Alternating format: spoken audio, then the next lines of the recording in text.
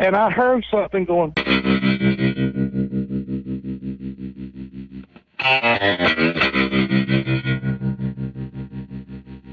The problem with us when we get to starting about something, we never actually finish it because we branch off into so many damn different directions that every one of them has very important meaning towards what we're discussing in the first place. What we call a Bigfoot and a Sasquatch, we call them boogers in the South.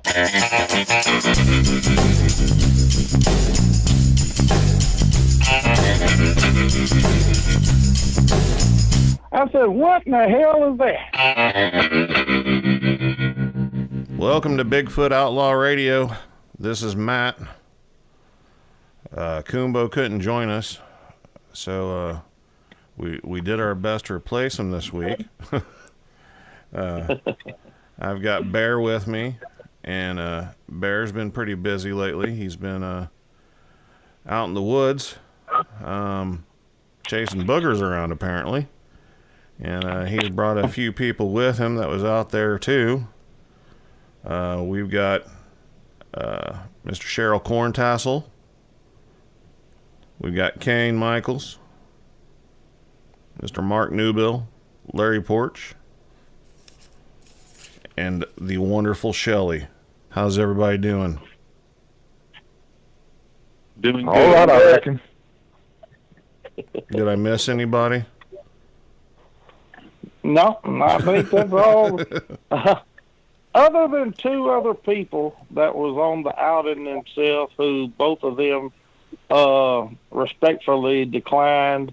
They said with this many people in here anyway, it'd be hard for them to get the word in edgewise, and that we were pretty well represented by a group of outlaws from an outing we had this past week and weekend in an undisclosed location in northeast Georgia.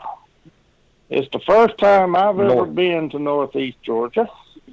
Or is it north central, Cheryl? You correct me. This is your stomping ground. Yeah. North central. Yep. Yep. We're honored in that we've got one of the newest outlaws. We decided to add a new outlaw to the group, and his name is Cheryl Corntassel, and he's from this part of Georgia. Very knowledgeable man. He's been doing this most of his life.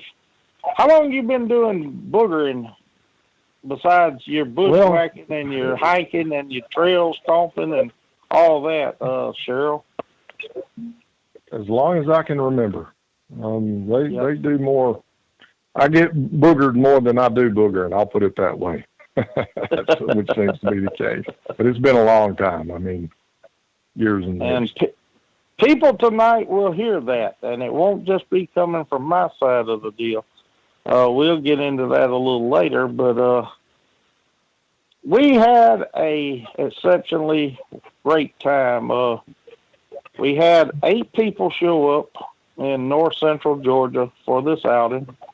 Of course, I had already contacted Keith Bearden from Georgia, and he put me on to this location. But then I ran into Cheryl Corntassel up there. This was the weekend that I went.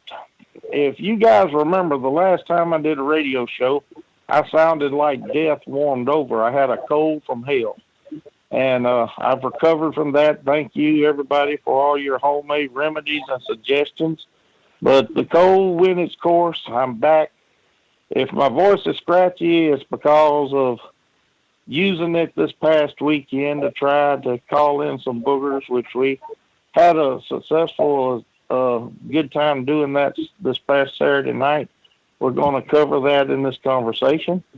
What we're going to try to do tonight, 8 people went into north central Georgia. Only 2 are not here tonight, and that's my wife, Tammy, and my fellow outlaw and good friend, Slade Monk. And we've never had this many people on a radio show at one time before, have we, Matt? So this is a learning curve for us. We may get a little jumbled up, and I'm going to do my damnedest to not be so long-winded because I want these other people to give their perspective of what they encountered, what we did as a whole and as a team this past week. I do know that we had a blast. I consider this a 7 out of 10 ranking on an outing scale. I've had good outings in other locations across the southern part of the United States in the past. Me and Kumbo have. And some are bust.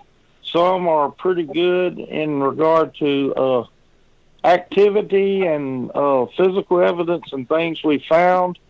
This one I consider in the top upper echelon of the outings that I've ever been on with other people, especially meeting and working with brand new Bigfoot Outlaws that we've recruited over the last year.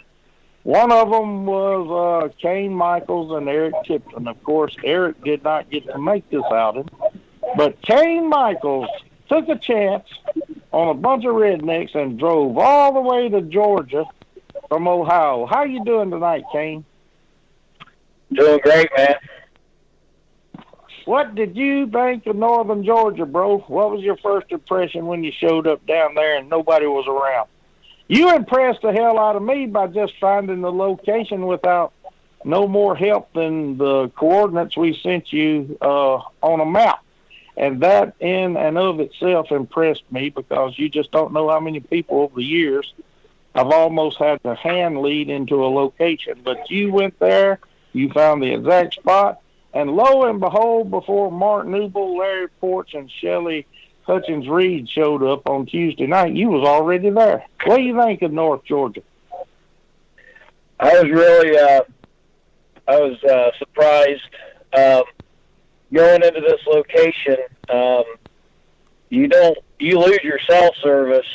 I don't know what we decide is 15 miles away or something from the actual site.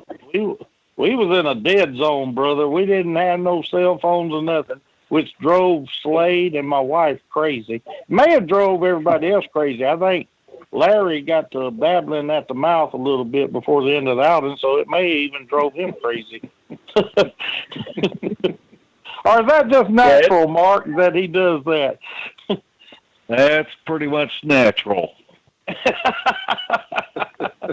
I'm going to let Larry get back at me here in a little bit. But go on with your general impressions, Kate. Oh, yeah. And I think probably anybody that's familiar with the mountains, 15 miles away, that in a mountainous zone, I mean, to go 3 miles might take you an hour if you're using the roads, because you got to go a roundabout way to get there. But I found it, and it was a dirt road leading up to the camp. You actually have to drive through a creek to get to the campsite, and it was beautiful. I mean, we were in the middle of the mountains. I mean, we were in the middle of nowhere, and about as roughing about as much as you could. There's no running water. They did have a porta toilet up there, and that was about it. I set up camp, and anytime I set up camp, I like to walk the perimeter, see where I'm at, get a feel for where I'm going to be staying. And so I did. I got my camp set up, and first day, wasn't there an hour, found a bear in the creek right next to our camp. A real bear. A real bear, yep. Yep, a real bear. Got a picture of him and tried to follow him a little bit. And also, that first day, on my perimeter walk, I noticed some tracks that weren't from a bear. And so I noted that. And that's really impressive, too, because that part of Georgia is like the majority of the United States right now. We are in serious drought conditions. And to find a track in very dry soil, very it's not real conducive to just walking up on a Bigfoot track and finding it. You had to really look for that rascal, didn't you, brother? Yeah. I mean, that's walking the whole perimeter and just, once we looked at it, and there was several tracks there, but it was in about the only place it could be. With the layout of the land and how everything, it made a lot of sense why something would be moving through at that location. And so, right off the bat, I had high hopes that, there was going to be boogers in the area. Right. Well, it was an honor to meet you, but I didn't get to meet you at that given point in time. I don't know what time it was, but the next set of people who drove in there was Mark Newble with Larry Porch and with Shelley Hutchins-Reed. What was your take on the place, which you'd already been there with me when we did the pre-scout on the place 3 weeks ago when we both went to the Bigfoot Expedition Museum up there in Cherry Log, Georgia, and met Bob Gimline. It was everything you expected the place to be, was it not, Mark? Yes, sir. I remember we had a problem trying to find a place because where we went to, the ranger station, they would not let us camp for the whole 6 days. And so me and you talked, and we said, let's just go to town and talk to some locals and see if we can, find us a primitive area. And we went to this little mom and pop restaurant and sat down, and Bear put his charm on that waitress, and next thing we knew, we had 2 places that we could check out. And like Kane said, it's about 15 miles, and there's no cell phone service. And just as soon as we turned down that little dirt and gravel road, Bear and I both knew we had the right spot. It just had that boogery look to it. What was your impression when Mark led you in there, Larry? I was taken back by the remoteness of it for sure, and the beauty of the leaves as they're turning on those mountains and the creek. It was just a nice looking spot, and I was ready to get away, and that place definitely got you away from civilization, no doubt about it. And Shelley, what's that old saying that you and Dan Ricky say all the time? I bet you was repeating that in that truck when we was driving in there with Mark and Larry. What's that saying you say all the time? We're all gonna die.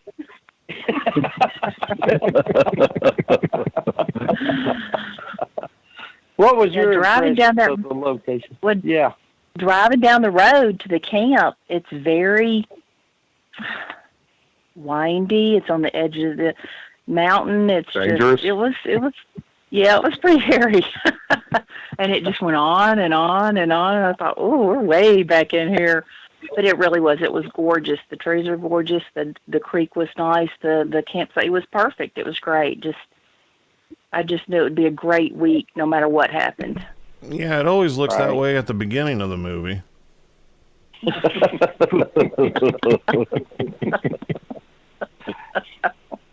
What time did you guys come in there that Tuesday evening?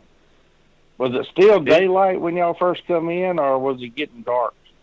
It was already getting dark. We pretty much set up in the dark. And what people don't realize is at this location, we could not even use the headlights of our vehicle because once, as Kane mentioned earlier, before you even pull into where you park at, you have to cross a creek in your vehicle. Well, what he didn't mention was that once you parked in that, it was kind of like a little peninsula. There was 2 creeks coming in there. One was coming in there from the north, and one was coming in there from the northwest. And the center of, if you can envision the letter Y, we was kind of in the middle of the two trunks that branch off from the letter Y. That's where you parked at. The first creek was coming in from the northwest, was the one you drove over. The second creek, once you parked in the middle of that Y, you had to physically take all of your equipment out of your vehicle and cross a footbridge across the creek that was running down north and going downhill out of that mountainous area. And then you had to walk 100 feet to get past what they called a flood zone. Because if they would have had a huge rain up in those mountains, we had the possibility of being trapped in there. I never mentioned that. I think everybody caught on to that later. But so y'all basically was setting up your camp just using flashlights and possibly lanterns, correct? Yes. That's right. Yep. Yep. Then y'all was the first ones to meet a mountain man from hell. We got to see Kane Michaels in action. What was the first impression when you saw Kane, Larry? My first impression was he was a pretty good guy, and he came a long way to join us for an outing, and I was looking forward to learning from him.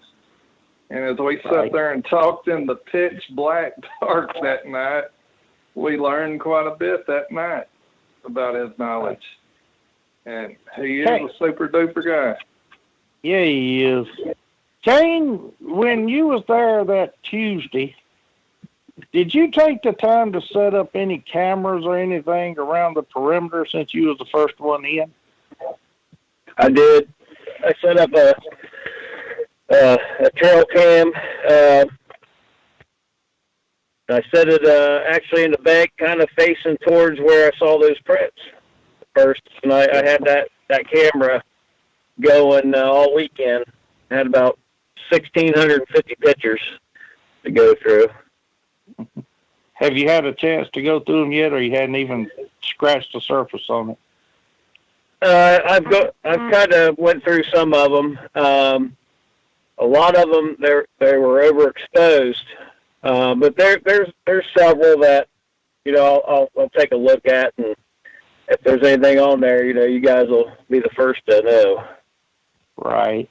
We collected a lot of evidence. I'm going to get into that later with Mark and Shelley and Larry and Kane, because they had the next day, which was Wednesday. That was when about noon, when me and Slade Monk and my wife Tammy, we pulled into the camp area. Of course, when we got there was Shelley. And Shelley, you was kind of watching the camp and putting out drop boxes and recorders around the immediate camp area. Yeah, I put one on the perimeter of the camp. Yep. Mark and Larry went on a stroll, I'm going to call it a stroll, with Kane. And then we looked up, and here comes Mark staggering back into the camp. Was he not staggering, Shelley? Well, he was doing okay. A little better than Larry. Well, we was going to get to Larry here in a minute.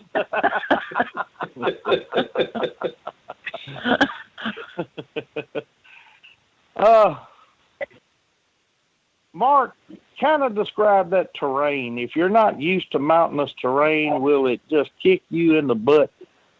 Oh, it's a man killer. It's it's like you go to climbing. It's almost like it's straight up. At least it feels that way. And you look up probably 100 feet, 150 feet, and it looks like you're going to get to the top of it. And you get up to a little plateau, and you look up, and you got another 100 or 150 feet you've got to climb up. And it just kept doing that all the way up. And it's just all, you just about have to grab something to climb that up. I was going from sapling to tree to sapling to looking for rocks to keep from sliding back down. It was really mountainous. Right. Larry, you hung with old Kane like a trooper, did you not? That would probably be disparaging to a trooper, but I hung with Kane. As well as you could, correct? That's right. I'm a flatlander from West Tennessee, and whenever Kane started up in mountains, he didn't let up. And I tried not to hold him back. But I think Mark was a smart one. He turned around and went back. I kept on going. But it was worth it. Yeah, go ahead. I was going to ask Kane. Now, that was funny. Mark come back. We, of course, me, Tammy, and Slade were setting up camp. And if anybody knows, all outlaws already know that my wife, Tammy, when she sets up a camp, she sets up a camp. I'm talking about the cooking stove, the canopy for the cooking stove. We have a large tent. I mean, the comforts of home, Tammy will bring with her, and she'll take care of anybody and everybody that's a member of our camp. I call her the queen of the camp, and nobody went hungry the whole outing, correct? No, we ate like No, absolutely not. Yeah, we ate like county sheriffs. But we looked up about 2 or 3 hours later, and we was kind of getting worried about where Kane and Larry was. Up until this point in time, I have never physically met Kane Michaels. But I knew who Larry was, and I knew old Larry, he gonna hang in there with anybody. Larry, Larry is a tracker. He's a hunter, and he's good at what he does. But like he says, I neglected to mention, for those who don't already know, Kane's from Ohio. I mentioned that, but Larry is from Western Tennessee. So is Mark Newble, and I guess I for some reason I want to say that Shelley's from northern Mississippi, but I think she currently lives in Tennessee.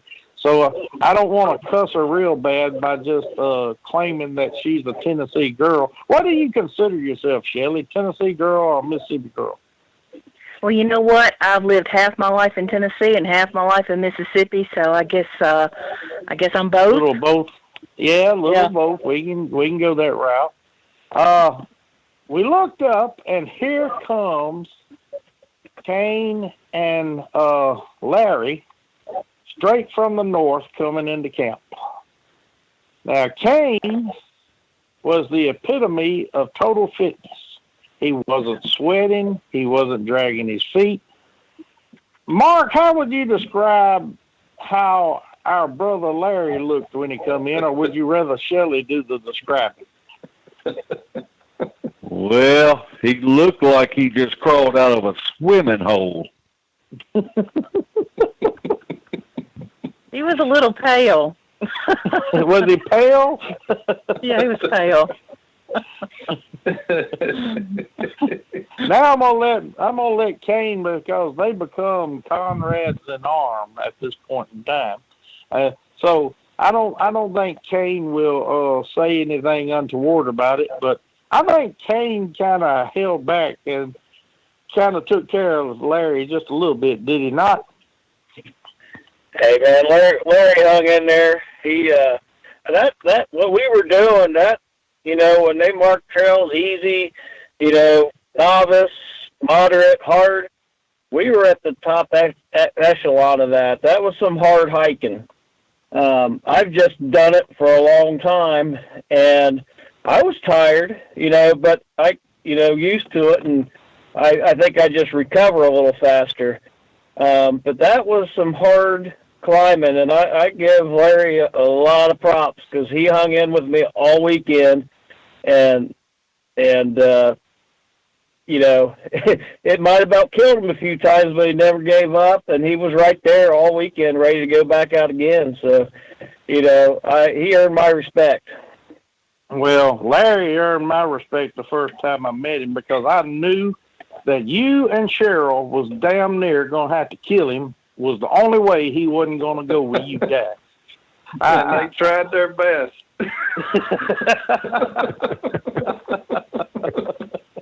I think that was the hike. Larry got lost, and at one point we was like going through our supplies because we thought we was going to have to sleep out under the stars. And I know at one point he got to the top of the mountain and he finally got a GPS signal to try to find out where we were at, and I think it said camp was 4 miles away. That's after a long day of hiking, and that's not what we wanted to hear, but we figured it out. We kind of talked our way through it and got pointed in the right direction, and we showed up at camp. It was a little late, but we got there. Yeah, we had supper ready for you guys, you know. I mean, I call it supper. A lot of people call it dinner, you know, but since you was all down south, you know, dinner's at noon and supper's before dark. I mean, we're going to do this out in a southern way. And that's another thing. It blew my mind when I first started talking to Kane. I said, I don't hear no Yankee drawl. And that's when he told me that he lived in Tennessee for a while. I think, didn't you say you lived in West Virginia some or something, Kane? And Kane does not have a Yankee drawl. I mean, it just blew my mind. Larry laughed at me every time when I'd mention Northerners or Yankees. He said I was always looking at Kane when I said it. Every time. I'm actually... Yeah, I've been in Ohio my whole life, but like I was telling you, in Ohio, you know, they call us rednecks. That's yeah. You know, I'm from a farming family, and you know, that's just what we're considered in Ohio as rednecks. All right, on this little joust you guys had, I'm gonna bring Mark back into this one. Didn't y'all start putting out your sound boxes then, Mark? Would you kind of explain to everybody what method you and Larry and Shelley uses and what y'all was putting out? Well, we set out drop boxes, which are recorders, and we're able to record about 100 hours on each recorder. So we kind of look for any type of trackways or markers or anything like that, natural travel routes, just to set the recorders out. Of course, I had studied the topo maps before going in there, so I kind of had a good idea of the direction that we wanted to go. But I would like for Kane and Larry to talk a little bit about what they heard on top of the mountain whenever they separated. That was after I had already turned tail and ran back down the mountain. If you two guys would, who wants to start it first, and then y'all can elaborate back and forth with each other. You know, just like what y'all told at the campfire that evening. Go ahead. Yeah, well, we got to the top of the mountain, and we were seeing some signs, so we decided that we would split up, and Larry was going to go one way, and then I was going to go down the other side, and we would kind of meet up, you know, after bit. And which is amazing because I really thought that I'd kind of be able to track him by sound, but I had no idea where Larry was at. And but he was quite a ways away from me. I kind of stayed on the top of the mountain, and at one point I was sitting there and I was actually trying to listen to see if I could hear Larry somewhere so I could just kind of know where his general location. But to my left, I heard something, and it sounded like I heard it twice, but the first time I just stopped and got real quiet because, I wasn't sure what I heard. But the next one, it sounded like a yawn, like a, and, that piqued my attention. So I went into stealth mode and I crept over that area and didn't see anything. And then me and, Larry had a signal that we would do once, we wanted to try to locate each other. So I hollered and finally pinpointed him. So I kind of started moving in that direction. And I think the next thing I heard was a tree knock over to my left again. And me and Larry were kind of trying to pinpoint each other. And as I went down this mountain to meet him from the location that I just came from, I heard talking. I couldn't make it out, but I actually, in my mind, kind of got confused. And I thought, well, I wonder if Mark came back and maybe Mark and Larry's back on top of the mountain. But I was confused because I'd heard Larry down at the bottom. And it was strange. It was strange. I mean, it sounded like just two men talking, but I couldn't make it out. I couldn't make out the words. Before we go any farther into this, I just wanted to point out to the listening audience that Kane and Eric, being where they researched from, actually, other than Cheryl, and we're going to get into Cheryl here in a minute because he was the last member that showed up that day. Cheryl and Kane have had more experience with black bears than the rest of us outlaws. I've never seen a black bear in the wild. Never.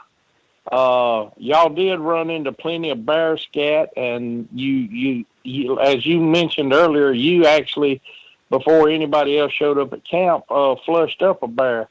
And so this was in territory or country that you was unfamiliar with, but you were more familiar with doing research with black bears in the area through your past research, correct, Kane? Yeah, there's some black bear in Ohio. Right.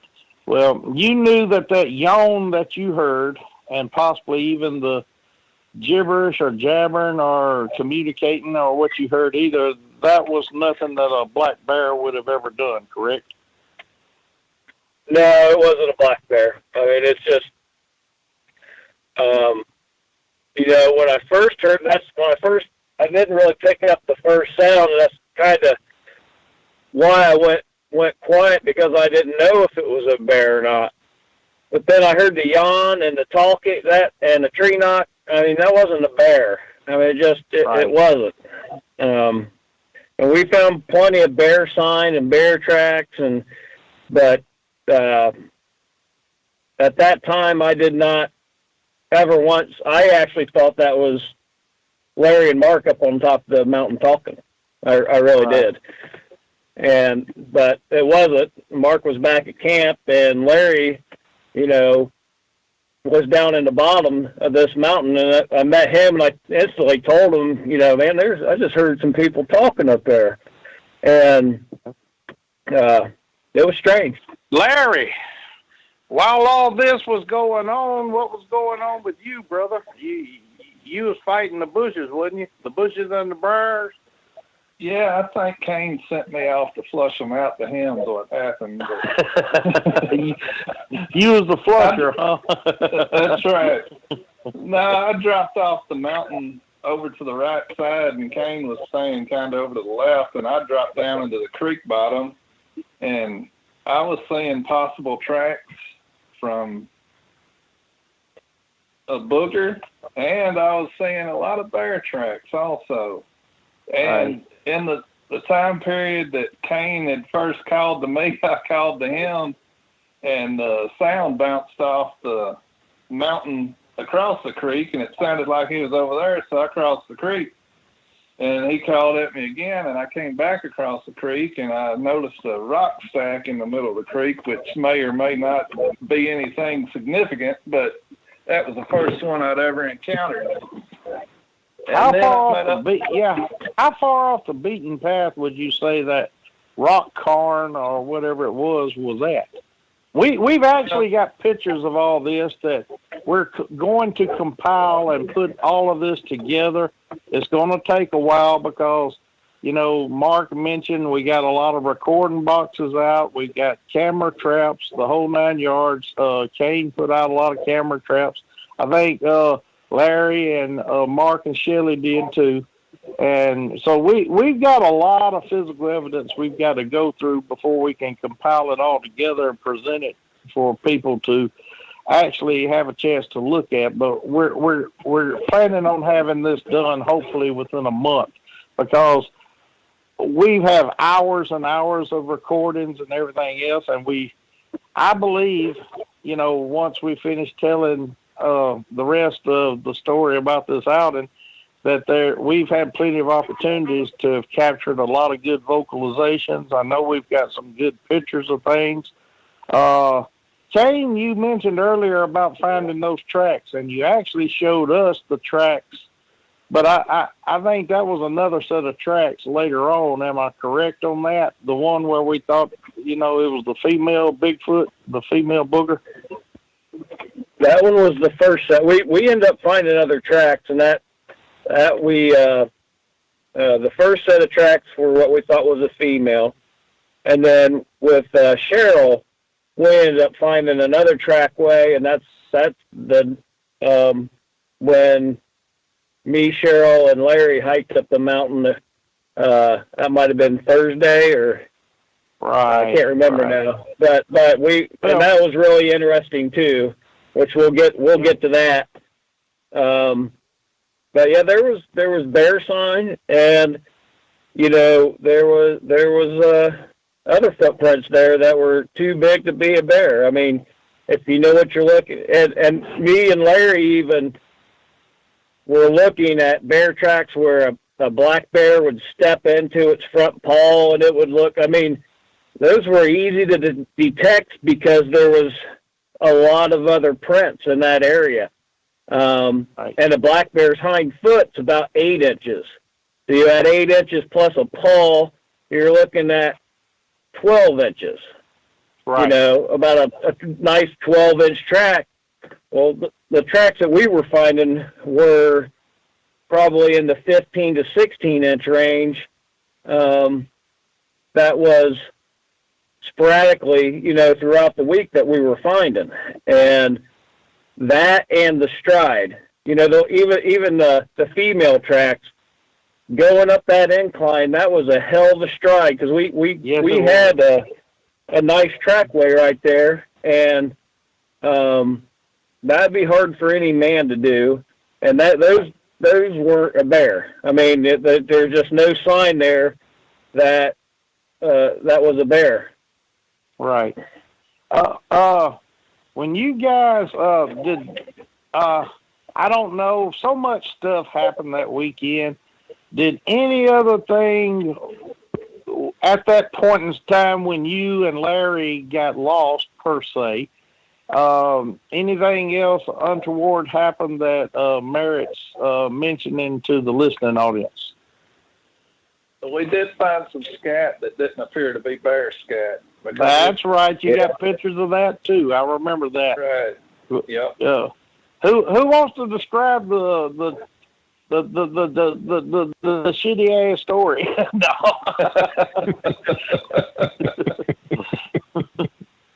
Well, what caught your attention about that scat between the two of you? I mean, I'll let Larry, you give me your impressions first, and then we'll let Kane finish it up. All right. Well, the scat we'd been seeing that was bear scat would wind up looking like a cow pile, if you know what a cow pile looks like. And this was logs, to put it nicely. Logs. Yeah. Yeah. So it was whatever done this was eating meat, correct? Well, what we found in it, whenever we dissected it with a stick, and not Kane's finger or anything. Okay. It appeared to be eating a lot of seeds and greenery. So I don't know. There was a house within a quarter mile of there. It could have been eating out of a bird feeder or anything. I don't know, but there was a lot of seed in it. Right. What was your general impression of it, Kane? And then we'll get off the shitty subject. One was it was really large. And two, like Larry was saying, we seen enough bear scat on this trip alone. There was a lot of it. And bear scat, one, it's like he said, it's like a cow patty. And even usually you'll see like half digested berries, and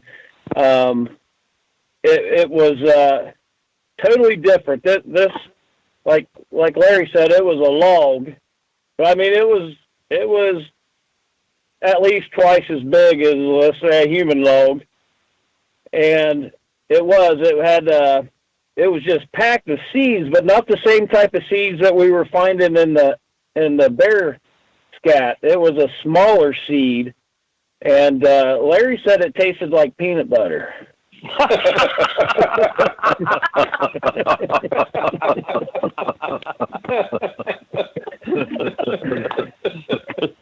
It didn't taste like chicken, Larry. No, nothing like chicken. Now, would that be creamy or extra crunchy, Larry? I believe it was extra crunchy. What do you think, Kane? You gave us that. It was. I bet you it was a day old, so it was pretty solid. I mean, we had found some bear scat that was like 5 minutes old. Right. And then, we found, but that's one thing, I never claimed to be as a poop expert, and I just, stuff like that, I document it. And, I look at the size, it was a cylinder, and it was really large, and that's about where my knowledge ends on that subject. All right. Well, any other things that y'all would like to point out from that little bitty expedition? Always be aware of what direction you're traveling and what direction you need to go to get out. How close did y'all actually get to the camp and went in circles before you realized you was really close to the camp? I don't know, man. I tell you what, we took literally. We went up one mountain and went down it, got turned around and went up this mountain, but somehow it took us, we had to climb about 5 mountains to get back to camp. Right. It happened that fast. I mean, we were legitimately, and you can't rely on your cell phone. We were kicking ourselves in the butt because we hadn't planned on going out that long. We were just going out to look at those tracks, and one thing led to the next. We were, just started tracking and just took one wrong turn. And I mean, we was pretty seriously turned around there for a little bit. Well, I want the listening audience to understand. These guys did not panic. They already knew that. I know that Larry had a pistol, and the universal sign when you get lost like that is 3 spaced out shots. And unless he was conserving ammunition for supper that night, because like y'all said, you was already running a rough inventory on what y'all had in case you had to spend the night in the woods. But it never got to the extent that you guys really was concerned or worried about it, other than eyeing each other and seeing which parts you wanted to cut off the other guy to put over a fire. But when you guys got back to camp, that was when another gentleman showed up there, and we finally got to meet a gentleman named Cheryl Corntassel. And I want to let everybody know, I announced it earlier, he's the newest Bigfoot Outlaw. I appreciate that. Well, Very much. Cheryl, you, it didn't take long to earn it, bro. I'm telling you. This gentleman here, very nice man, very courteous. One of the, he knows what he's doing out in the woods, and he showed up there, and we met Cheryl, and so basically that Wednesday night, we just kind of all hung around the campfire after the long day of setting up tents and everything, and the trips into the woods, and we just had a pretty good little time. I believe we had some activity around us that night, but we didn't have a lot. I think y'all guys probably picked up some of that stuff on those Dropbox recorders. I know that you haven't had time to listen to too much of it, have you, Mark? No, but Shelley, one of her recorders was in that direction, and we're going to have to run it on the spectrogram, but it looks pretty promising just from what we were able to hear, because it wasn't any known animal that would have been out there in the woods. Right. Well, the next day on Thursday, when we all got up, I wanted to take Kane and Larry and Shelley and my wife Tammy and Slade to the Bigfoot Expedition Museum up there at Cherry Log. I mean, we're right there, that close. As far as I know, there's 2 supposedly genuine Bigfoot museums in the continental United States. There's more. I don't want everybody to get upset. I know there's one at Polk, Arkansas for the Legend of Boggy Creek Monster. I also know that Lauren Coleman at one time claims he's got one up there in the state of Maine. But I'm thinking on a par, the one at Bluff Creek in California and the new one at Cherry Log, Georgia, is worth the time for anybody that's in the general area to go to. And so we all went to the Bigfoot Expedition museum up there in Cherry Log, Georgia, and we had a great time doing that. But when we got back to camp, that wasn't the day that Cheryl decided to take y'all to his honey hole, was it? Or was that on Friday when he did? I think that was on Friday when he did that, wasn't it, Shelley? I don't know. The days kind of ran together. Yeah. No, I think that was the day because we got out late, and because the next day we went up the other mountain. So I do believe that was the day. Okay. Well, now here's where we're going to have fun, and I'm going to introduce Mr. Cheryl Corntassel.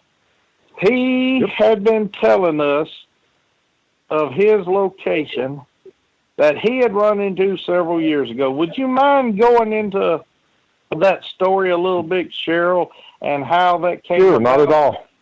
Yeah, that you took Larry, Kane, and Mark to this location that Thursday. But give us a little background on that area first, if you don't mind, in relation to how you found it. Sure. And what you found when you was up there, brother, if you don't mind. Not at all. Well, first off, I'll start by saying I've been coming into this area since I was a Boy Scout. And as these guys can attest right here tonight, I still get lost. I mean, it's just too easy to get lost up in there because it's just so immense. So the first thing I noticed when I got there, I mean, these guys, they were wall-eyed and chomping at the bit. They were ready to go. And I could tell, they're wanting to go Bigfoot. So I decided I'd take them into a place. If you put an X through this wilderness area, we were going right to the center of it. I mean, this is the heart of the entire wilderness. I call it the inner sanctum because there's a large troop that I discovered lived in there quite by accident. I mean, we've had a lot of strange things and events going on. I knew what it was, and I was with another guy. And we caught them on some video, just totally off guard. And I'm talking 15 to 20 feet away from us. Right. That's how close these things were.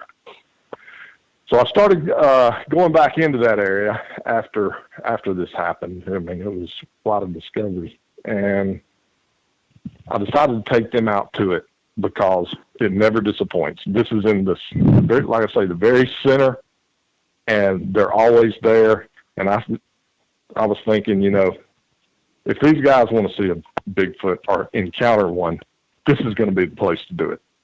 I know they're all over there. On the outskirts, they're in different pockets. They move around to different locations, but every single time I've been to this intersection, they're there. So we headed out, and again, my Google Maps, of course, got me lost, and I came around from the top side. I'd never been in before. We had to stop a couple of times, nearly got run over by log trucks coming off the mountain at full speed and things like that. And once we got there, it was late, and I didn't realize how late, but I knew we had to get in and get out because it's, you know, like I say, it's real easy to get lost in there. So we dropped off in somewhere from a 900 to a 1,000-foot hole. We climbed the mountain for a long time, took off down this mountain into the primary watershed here on a particular river. And we probably, I'd say we got anywhere from 6 to 7 miles in. I know to get what I call their living room, where they hang out at the foot of an 800-foot waterfall, cascading waterfall, is an 8-mile trip. And we got about 1.5 miles, 2 miles short of that because it got dark on us. But on the way in, I mean, there's one particular scout that sits at the entrance to this one trail that they live on. And this trail, it's sort of perpendicular to two larger trails, one on top of a mountain and one down by the river. And they put a sentinel on each end of that trail. And this way I come in, I hear that same one every time. He'll either yelp or he'll bark aggressively. But this time, I think he was in a pretty bad mood because what we discovered, once we got in there, we discovered that there were 2 campers literally at his front door that he guards. And as we were probably, I'd say 3.5 miles in, and sure enough, off in the distance, I mean, he just let it rip, and it was faint. I would say he was probably a mile plus away. And he roared like a lion. And it was, and then he turned right around and did it again. And I was just thrilled to death because I knew he wouldn't let me down. He didn't let you down. I want to ask these other guys, what people don't realize is, Mark had a pulled muscle in his back from after the first date. But he's a trooper. He can't be left behind, so he had to go with you guys. But I'll give him credit. A man's got to know his limitations. I knew right off the bat that my big ass wasn't going to be able to do it, especially when you described going downhill and then coming back up. I'm good on the downhill part. I'm not good on the coming back up part.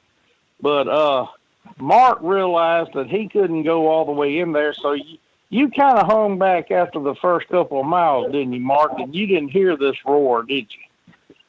No, I wasn't able to hear the roar. I went about 2 miles down and knew it was going to be dark when we were coming out, so I wanted to turn around and get a head start so I wouldn't be slowing them down on us getting out. And it was really late when we got back to camp. Oh, y'all got back about 12:30 that morning, guys. I mean, we was ready to call the National Guard out on you.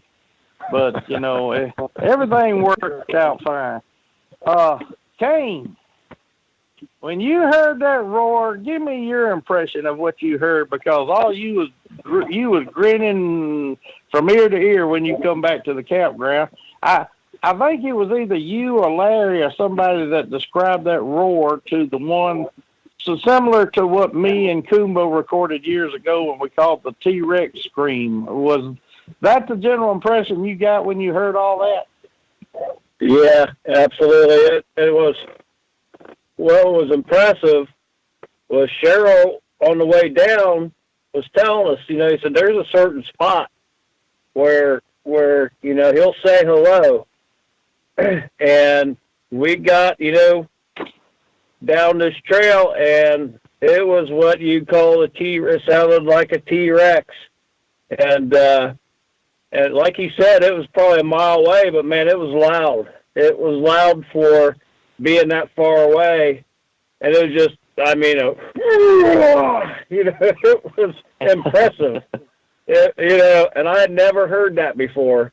So yeah, I was on cloud nine because again, you know, unless there's a T-Rex out there, there was nothing out in those woods, not even a bear, that would have that kind of lung capacity.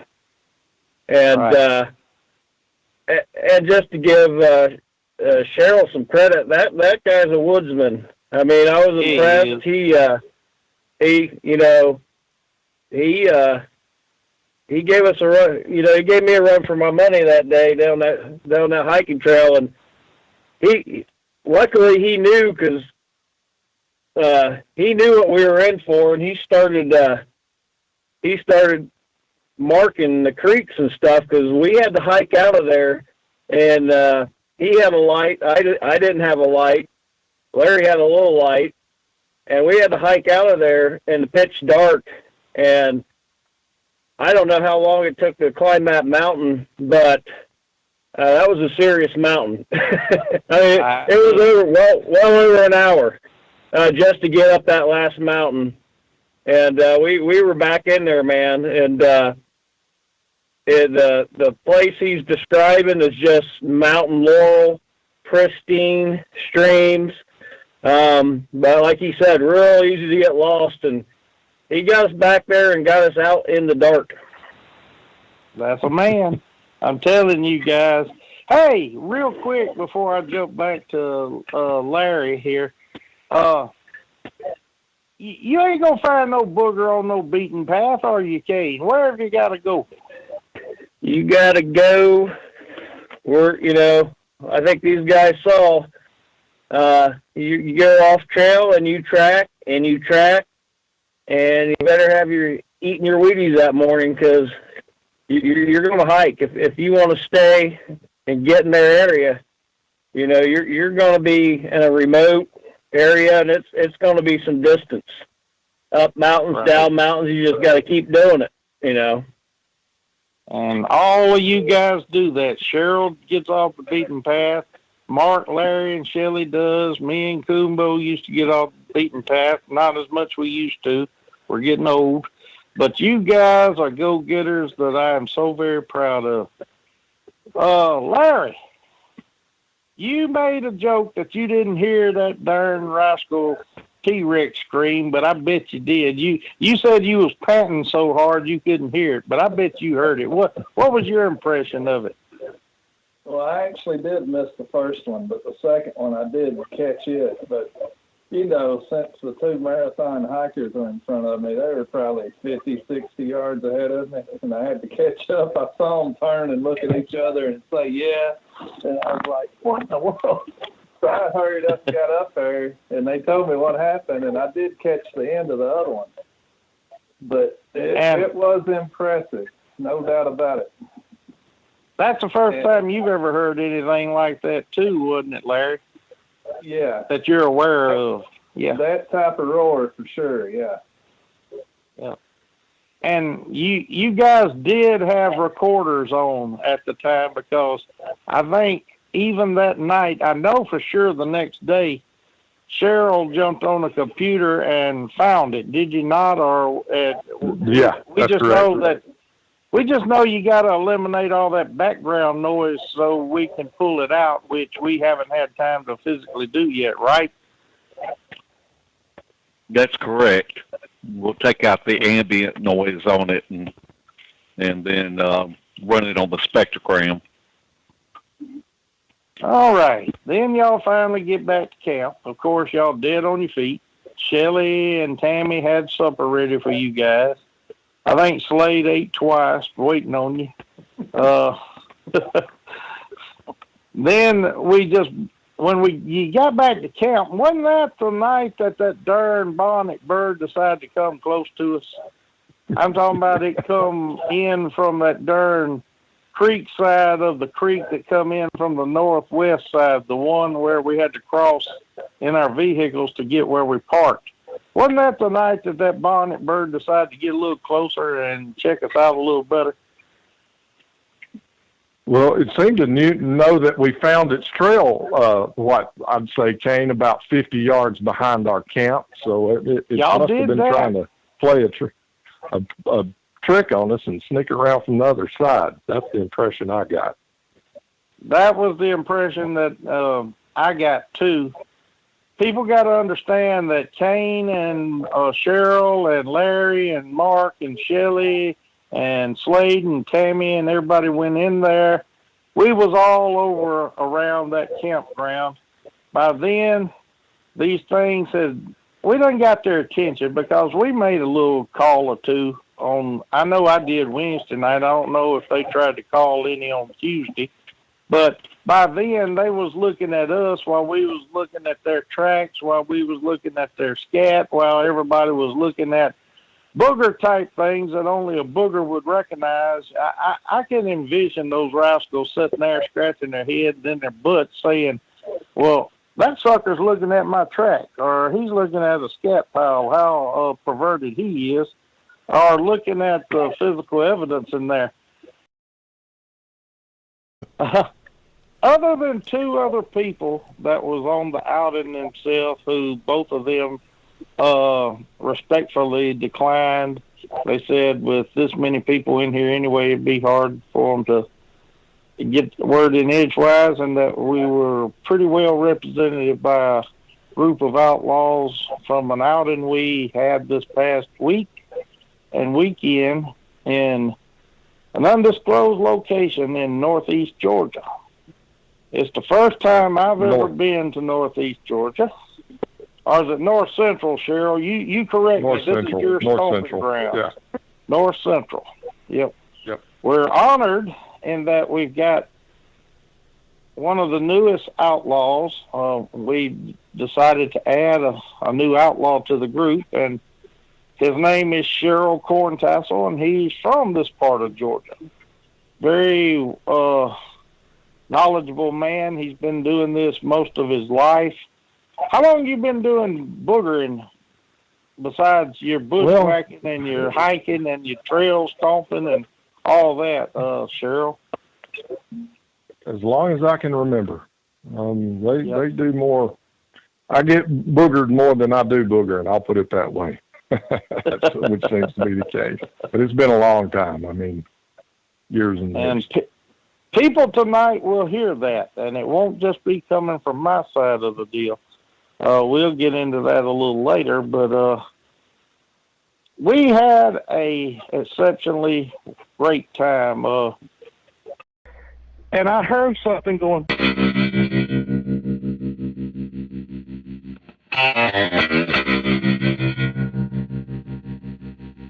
The problem with us when we get to starting about something, we never actually finish it because we branch off into so many damn different directions that every one of them has very important meaning towards what we're discussing in the first place.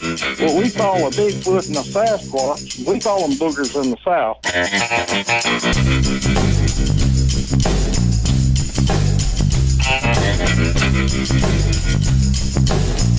I said, what in the hell is that? Welcome to Bigfoot Outlaw Radio. This is Matt. Kumbo couldn't join us, so we did our best to replace him this week. I've got Bear with me, and Bear's been pretty busy lately. He's been out in the woods. chasing boogers around apparently. And he's brought a few people with him that was out there too. We've got Mr. Cheryl Corntassel. We've got Kane Michaels, Mr. Mark Newbill, Larry Porch, and the wonderful Shelley. How's everybody doing? Doing All good. right, I reckon. Did I miss anybody? No, I think that's all. Really, I was surprised going into this location. You lose your cell service. I don't know what we decide is 15 miles away or something from the actual site. We was in a dead zone, brother. We didn't have no cell phones or nothing, which drove Slade and my wife crazy. May have drove everybody else crazy. I think Larry got to babbling at the mouth a little bit before the end of the outing, so it may even drove him crazy. Or is that just natural, Mark, that he does that? That's pretty much natural. I'm going to let Larry get back at me here in a little bit. But go on with your general impressions, Kane. Oh, yeah. And I think probably anybody that's familiar with the mountains, 15 miles away, that in a mountainous zone, I mean, to go 3 miles might take you an hour if you're using the roads, because you got to go a roundabout way to get there. But I found it, and it was a dirt road leading up to the camp. You actually have to drive through a creek to get to the campsite, and it was beautiful. I mean, we were in the middle of the mountains. I mean, we were in the middle of nowhere, and about as rough and about as much of this a 7 out of 10 ranking on an outing scale. I've had good outings in other locations across the southern part of the United States in the past. Me and Kumbo have, and some are bust, some are pretty good in regard to activity and physical evidence and things we found. This one I consider in the top upper echelon of the outings that I've ever been on with other people, especially meeting and working with brand new Bigfoot Outlaws that we've recruited over the last year. One of them was Kane Michaels and Eric Tipton. Of course, Eric did not get to make this outing, but Kane Michaels took a chance on a bunch of rednecks and drove all the way to Georgia from Ohio. How you doing tonight, Kane? Doing great, man. What did you think of northern Georgia, bro? What was your first impression when you showed up down there and nobody was around? You impressed the hell out of me by just finding the location without no more help than the coordinates we sent you on a map. And that in and of itself impressed me, because you just don't know how many people over the years I've almost had to hand lead into a location. But you went there, you found the exact spot, and lo and behold, before Mark Newbill, Larry Porch, and Shelley Hutchins Reed showed up on Tuesday night, you was already there. What do you think of North Georgia? I was ready. We had 8 people show up in north central Georgia for this outing. Of course, I had already contacted Keith Bearden from Georgia, and he put me on to this location. But then I ran into Cheryl Corntassel up there. This was the weekend that I went. If you guys remember, the last time I did a radio show, I sounded like death warmed over. I had a cold from hell. And I've recovered from that. Thank you, everybody, for all your homemade remedies and suggestions. But the cold went its course. I'm back. If my voice is scratchy, it's because of using it this past weekend to try to call in some boogers, which we had a successful, good time doing that this past Saturday night. we're going to cover that in this conversation. What we're going to try to do tonight, 8 people went into north central Georgia. Only 2 are not here tonight, and that's my wife, Tammy, and my fellow outlaw and good friend, Slade Monk. And we've never had this many people on a radio show at one time before, have we, Matt? So this is a learning curve for us. We may get a little jumbled up, and I'm going to do my damnedest to not be so long-winded because I want these other people to give their perspective of what they encountered, what we did as a whole and as a team this past week. I do know that we had a blast. I consider